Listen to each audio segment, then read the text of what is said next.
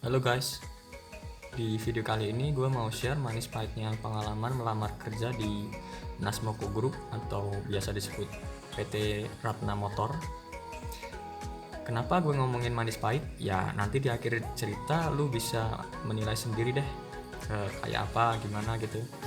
Jadi kalau kalian kebetulan mau apply ke Nasmoko, mending simak video gue sampai akhir biar nggak kejebak dan kecewa kayak gue. Oke, kita semua tahu kan, Nasmoko itu identik dengan dealer mobil merek Toyota yang ada di Indonesia. Otomatis pekerjaan yang ditawarkan cukup berkelas dan menjanjikan buat jangka panjang kan ya.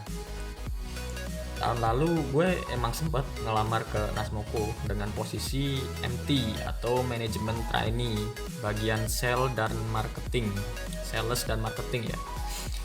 Dan kemarin ternyata teman gue juga daftar dan tanya-tanya gitu gimana tesnya, ada tips nggak atau mungkin gini-gini gimana gitu.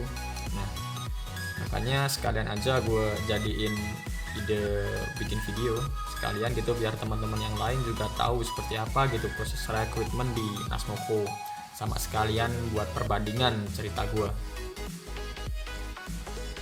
Jadi gini, pertama itu dulu gue dapet info dari buat vacancies ya, dari kampus ya, anggap aja ini upgrade.id, gue dapat dari sini ya, namanya orang baru lulus kan cuy.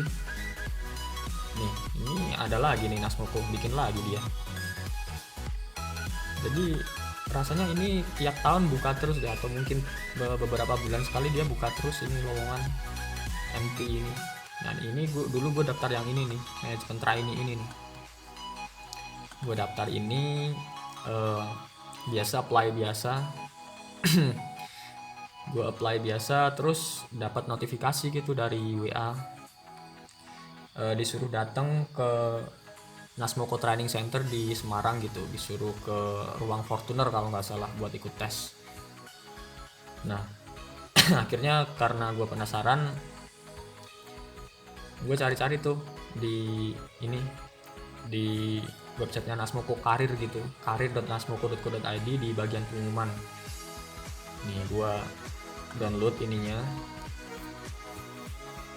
gue download listnya, dan kebetulan banget nama gue ada di situ, emang bener ada, tapi itu banyak banget listnya, ada sekitar 100-an orang lah gitu. Sayangnya yang bikin gue nggak datang pas tesnya, gue nggak datang karena emang lagi ada acara, ada kepentingan gitu.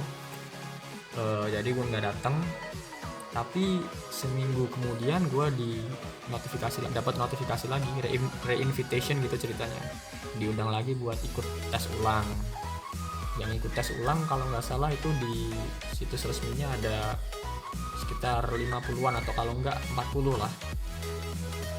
Nah berhubung pas di invite ulang itu gue bisa, oke lah, nggak apa-apa, gue niat datang kalau yang itu. Nah gue mulai cari-cari nih cuy, Nasmoko Training Center itu di mana.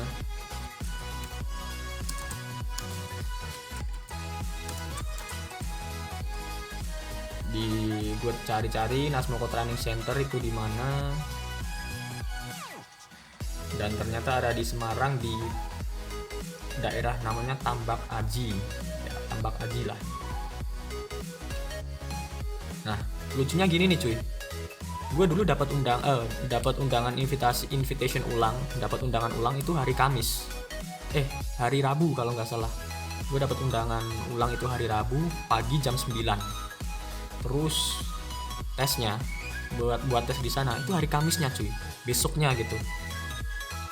Siapa yang nggak panik coba, nggak bingung ini gimana kalau gue kesana, nanti kalau berangkat pagi buru-buru banget, orang tesnya itu jam 8 kalau nggak salah. Akhirnya gini, kebetulan banget gue ada temen di Semarang, dan kebetulan jarak rumah temen gue sama training center itu deket. Dia rumahnya ada di daerah apa ya namanya, di kompleks perumahan sih, tapi nama daerahnya ini nih, Geraha Patma ini nih. Dia ada di daerah sini, jadi rumah teman gua di sini dan training centernya ada di sini, deket, lumayan deket lah ya, 15 menit 20 menit kalau nggak salah. Jadi hari itu juga, hari Rabu, gua berangkat dari Klaten ya, itu jam habis habis maghrib kayaknya ya, habis maghrib ditemenin sama tunangan gua, cewek gua tunangan, udah tunangan ya, doain aja moga-moga lekas nikah. Ya itu hari Rabu,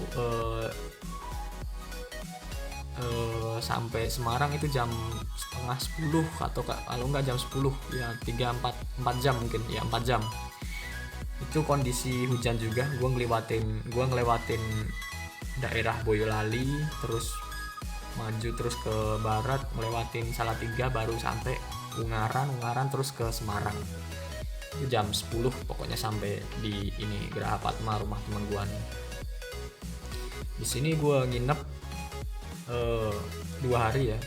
Disediain kamar, kebetulan dia orang punya ya, katakanlah anak BPR lah, rumahnya sendiri, jarang ditempatin, bapak ibunya nggak ada, bokap nyokapnya nggak ada, jarang di situ gitu. Gue dikasih kamar sendiri gitu sama itu cewek gue, terus ya biasalah sama di situ. Nah dari sini gue jam 10 gue istirahat, gue prepare buat besok, tanpa belajar, tanpa apapun, gue cuma prepare dokumen yang buat besok itu, kalau nggak salah ijazah terakhir, terus surat lamaran, sama kurikulum vitae kalau nggak salah ya, sama foto ya, sama pas foto, cuma itu. Terus paginya setelah gue ditraktir makan, disiapin makan juga sama teman gue, baik banget teman gue, makasih. Gue sendiri berangkat ke training center Nasmoko jam 7. Jam 7 itu masih hujan cuy, jadi hujannya itu sehari semalam nggak berhenti gitu. Gue lewat jalan utama ini, deket ini kampus Universitas Islam Negeri Wali Songo ini. Nah di daerah sini nih cuy, ini banjir nih cuy di daerah sini cuy, hati-hati nih cuy kalau daerahnya lagi hujan. Gue sampai di training center Nasmoko itu sekitar jam 8:05 ya, 8:05 tuh kalau nggak salah. Gue masuk ke ruang ujiannya, ruang tesnya, dan tebak cuy, belum ada orang, baru ada satu orang. Itu bapak-bapak necis banget, kayak direktur ya, pakai jas, pakai setelan bawah halus, pakai sepatu kulit pantofel. Gue kira itu yang interview cuy, ternyata itu juga ngelamar juga di situ gitu. Wah, di situ gue minder, gue down gitu. Orang gue cuma pakai hitam putih biasa, kayak orang kuliah gitu, kayak orang pemula baru melamar kerja sekali itu. Oke lah, gue tunggu, gue duduk di situ. Lama kelamaan datang juga tuh yang peserta yang lain, dan peserta yang lain juga necis cuy. Udah kayak pegawai bank gitu, setelannya biru hitam berdasi, berjas gitu. Wah di situ gue minder, jujur aja gue minder. Terus akhirnya datang juga ini yang bapak-bapak yang interview, yang ngetes itu, kalau nggak salah namanya siapa ya, Pak Aris kalau nggak salah itu. Di situ tesnya ada, pertama itu ada tes apa ya, yang ngitung apa sih, jumlahin angka gitu, jumlah angka, deret angka gitu. Gue lupa nama tesnya ya, itulah pokoknya. Oh ya, tes Paulin cuy namanya, lupa. Tes Pauli ya. Nah ini nih, nah kayak gini kayaknya. Nah tes Pauli kayak gini, tes koran, tes Pauli. Jadi kita diminta buat menjumlahkan angka dari bawah ke atas, dan itu angkanya ada banyak banget. Itu nggak tahu sih yang diambil apanya, gue juga nggak peduli. Terus tes kedua itu ada tes psikotes ya, yang kepribadian ya. Kita disuruh ngerjain 200 soal kalau nggak salah, 200 soal, diminta nyamain kepribadiannya yang sama, yang kayak gimana, kita disuruh milih gitu antara dua kepribadian, lebih prefer kemana gitu. Minum dulu cuy. Terus lanjut ke tes yang ketiga itu, tes apa ya, tes gambar kalau nggak salah, udah lupa gue, kayaknya tes gambar ya, tes gambar. Kita diminta bikin gambar orang lengkap gitu dari atas sampai bawah. Nggak boleh gambar kartun, nggak boleh gambar anim, nggak boleh gambar, ya pokoknya pure orang lah cuy.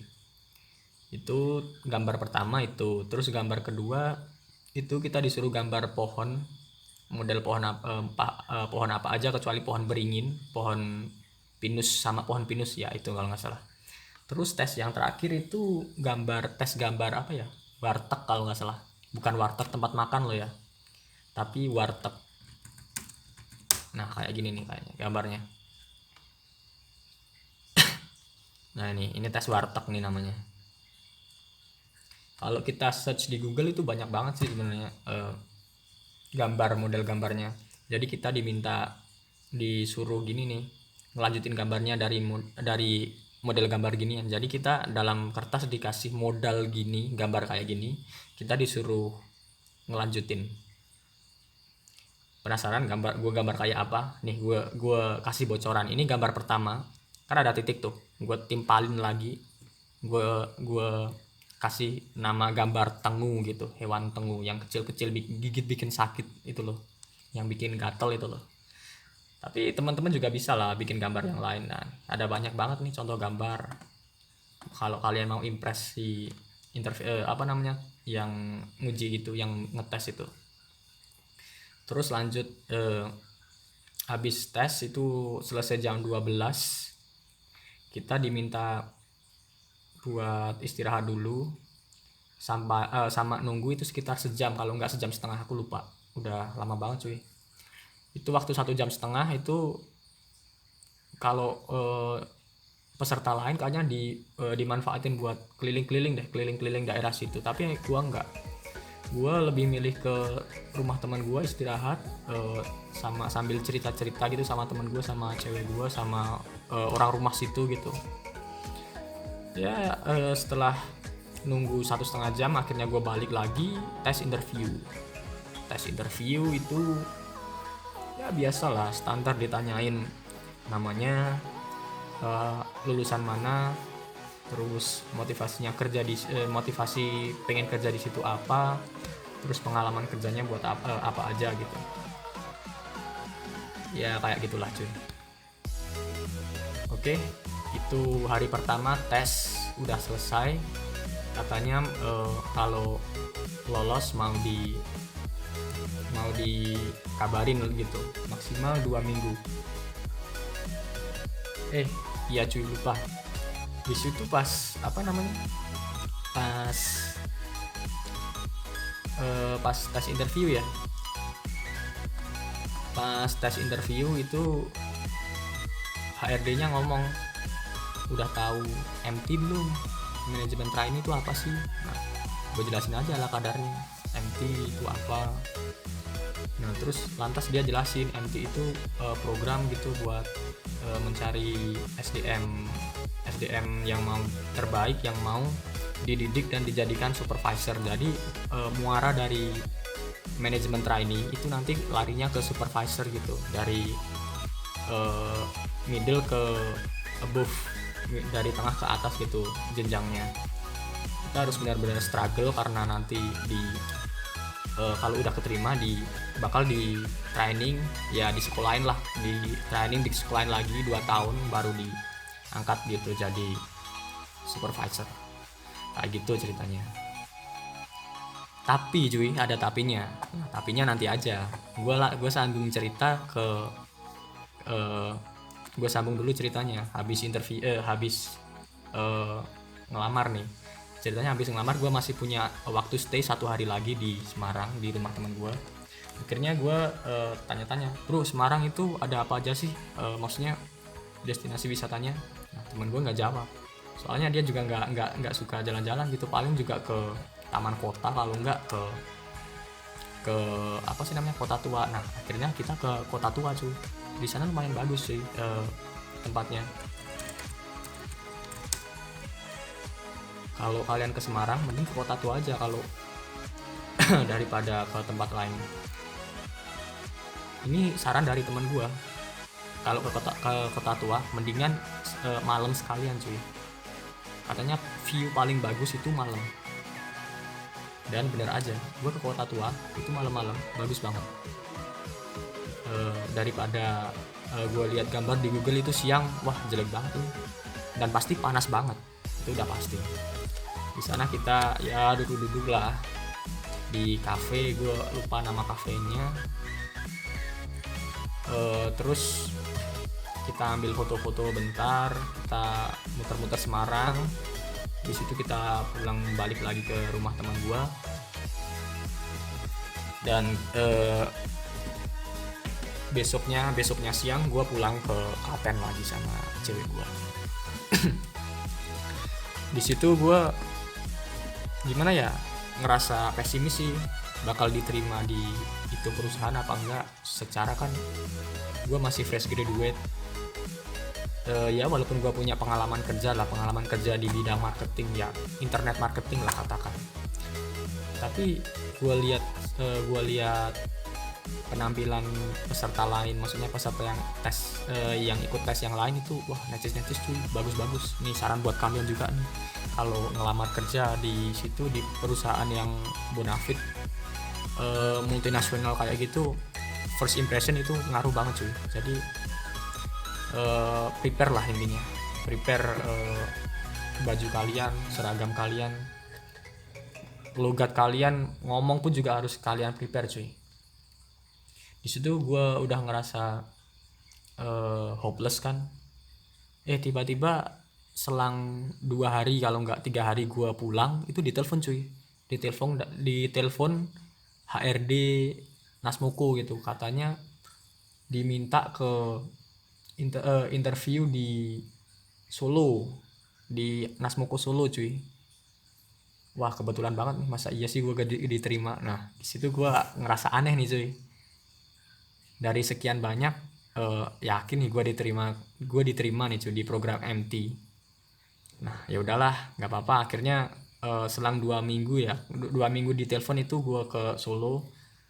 Di situ gue interview sama nggak tahu sih siapa, maksudnya jabatannya apa gue nggak tahu.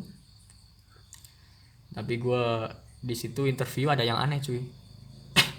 Soalnya gini, anehnya gue ngelamar di MT manajemen trainee, tapi itu ternyata gue ditelepon buat ngisi posisi marketing cuy.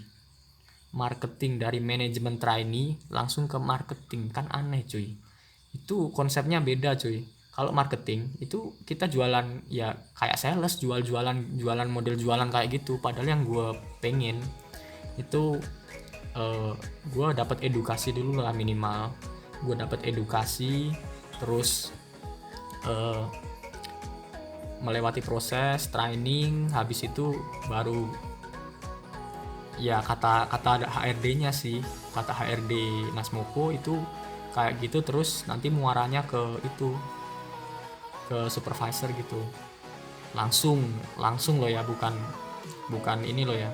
Kalau kalian ngambil marketing atau sales, kecil katanya, kecil peluang kalian bisa naik merangkak ke supervisor kayak gitu. Tapi kalau lewat jalur manajemen trainee itu katanya instan cuy.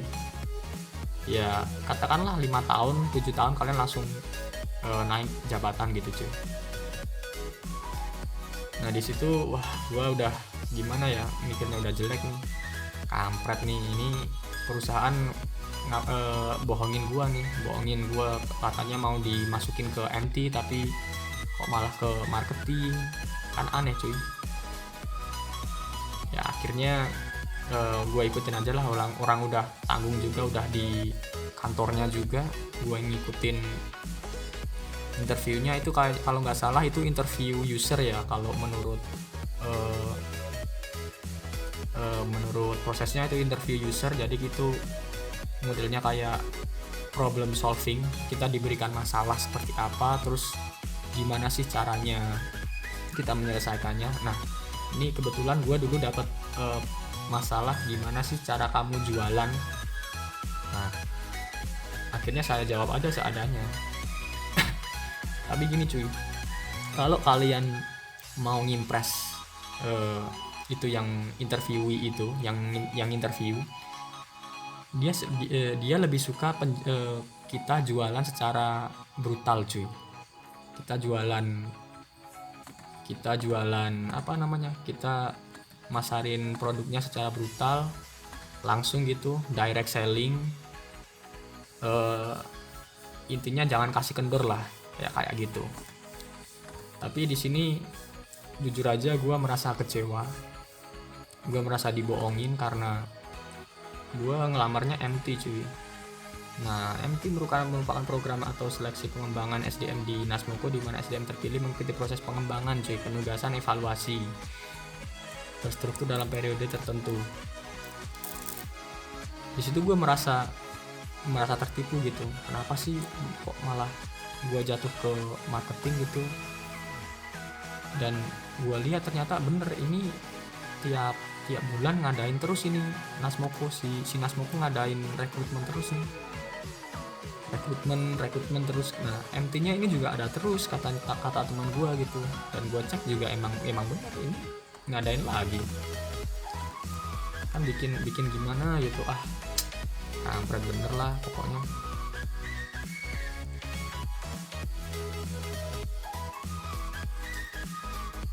Jadi gini cuy, dari pengalaman gua nih cuy, jangan terlalu berharap sama perusahaan yang munafik kayak gini. Karena kadang gimana ya, lowongan yang dibuka itu abal-abal cuy, cuma buat clickbait lah, katakan, buat biar orang-orang tuh tertarik daftar gitu. Lowong apa namanya, gua daftarnya, apply-nya aja empty, ngapain dilempar ke marketing gitu. Kalau itu emang profesional harusnya kan empty kalau emang daftar empty ya maksudnya ke empty gitu. Kalau enggak ya nggak usah, nggak apa-apa, daripada kayak gini kan nggak enak. Ya itulah apa namanya, sharing gue pada video kali ini. Kalau ada ada pertanyaan, kritik, saran, atau mungkin kalian juga mau berbagi pengalaman, bisa cantumkan di kolom komentar. Oke cuy, terima kasih udah menonton video saya. Sampai jumpa.